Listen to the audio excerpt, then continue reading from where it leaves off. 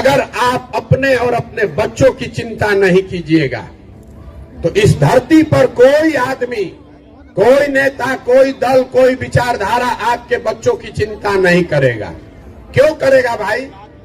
जब आपको अपने बच्चों की चिंता ही नहीं है तो नेता आपके बच्चों की चिंता क्यों करेगा? कि भैया वोट तो ठीक है दे रहे हैं, नेताजी हम लोग को ठग रहे हैं। हम आपको ये बताने के लिए खड़े हुए हैं कि आपको बिहार के नेता नहीं ठग रहे। इस बात को ध्यान में रखिए, बिहार के नेता आपको नहीं ठग रहे हैं। अगर नेता आपको ठगते तो एक बार नेता ठगता, दूसरी बार आप जग जाते, दो बार नेता ठगता, तीसरी बार आप जग जाते। लेकिन अगर आप 50 वर्ष से ठगे जा रहे हैं तो इसका मतलब है कि कहीं ना कहीं गलती अपने में है। मैं अभी आपको समझाता हूं, जिस चीज पर हम लोग बिहार में वोट दे रहे हैं वो थोड़ा कम या ज्यादा हम लोग को मिल रहा है। हम लोगों ने बिहार में घर घर से 5 किलो अनाज के लिए मोदी जी को, भाजपा को वोट दिया है। तो बिहार में कितना भ्रष्टाचार है। 1 किलो चोरी करके 4 किलो अनाज मिल रहा है कि नहीं मिल रहा है? आपने, हमने वोट दिया है अयोध्या में राम मंदिर बनाने के लिए। तो बिहार में सड़क, नाली, गली, स्कूल, फैक्ट्री बने चाहे नहीं, अयोध्या में राम मंदिर बन रहा है कि नहीं बन रहा है? आपने, हमने वोट दिया है जाति के नाम पर। तो बिहार में और किसी बात की चर्चा हो चाहे नहीं, घर घर जाति की चर्चा और घर घर जाति की गिनती हो रही है कि नहीं हो रही? आपने, हमने वोट दिया है बिजली आने के नाम पर। तो बिहार में बिल चाहे 6,000 आए कि 8,000, घर घर बिजली आई है कि नहीं आई है? आपने, हमने वोट दिया है मोदी जी का चेहरा देख के, मोदी जी का 56 इंच का सीना देख के। तो सुबह शाम टीवी पर मोदी जी का फूला हुआ सीना और चमकता हुआ चेहरा देखने को मिल रहा है कि नहीं मिल रहा है? आपने, हमने वोट दिया है गुजरात में विकास का कहानी सुन के। तो गुजरात में फैक्ट्री चल रही है, गुजरात में विकास हो रहा है और आपके बच्चे जाकर गुजरात में मजदूरी कर रहे हैं कि नहीं कर रहे हैं? तो किस बात पर आपने वोट दिया है जो आपको नहीं मिल रहा है? हमको बता दीजिए। जब आपने अपने बच्चों के पढ़ाई के लिए, रोजगार के लिए वोटे नहीं दिया है तो आपको मिलेगा कैसे?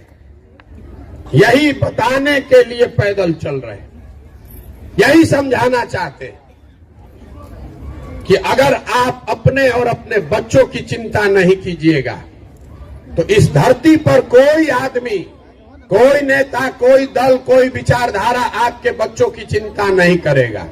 क्यों करेगा भाई? जब आपको अपने बच्चों की चिंता ही नहीं है तो नेता आपके बच्चों की चिंता क्यों करेगा? हम पैदल चल रहे हैं, 150 लड़का आगे दौड़ता है तो ज्यादातर बच्चों के शरीर पर शुद्ध कपड़ा नहीं है। आपके छोटे छोटे बच्चों के पैर में हवाई चप्पल नहीं है।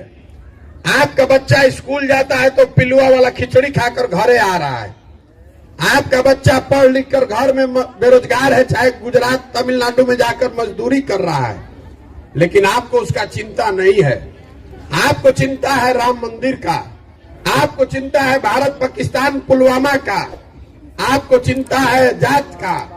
तो ये सुधरेगा कैसे रे भाई? ये नहीं सुधर सकता है। हमको आप कह रहे हैं कि प्रशांत किशोर चले हैं, बहुत होशियार आदमी है, सुधार देंगे। हम आपको बता रहे हैं, जो आदमी आता है वो यही कहता है कि हमको वोट दीजिए, हम सुधार देंगे। मैं आपको कह रहा हूं कि एक प्रशांत किशोर को छोड़िए, अगर 10 प्रशांत किशोर आ जाए तब भी बिहार नहीं सुधर सकता है। जब तक आप नहीं सुधरिएगा, जब तक आप अपने बच्चों के लिए नहीं खड़ा होइएगा, तब तक कोई नहीं बिहार को सुधार सकता है। लिख कर रखिए इस बात। यही बताने के लिए चल रहे हैं।